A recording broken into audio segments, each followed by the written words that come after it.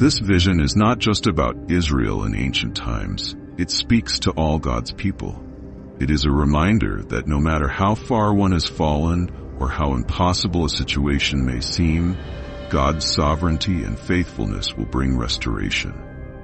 Just as He promised to restore Israel, He promises to restore us, to bring us out of darkness and into His light, to give us life where there was once death.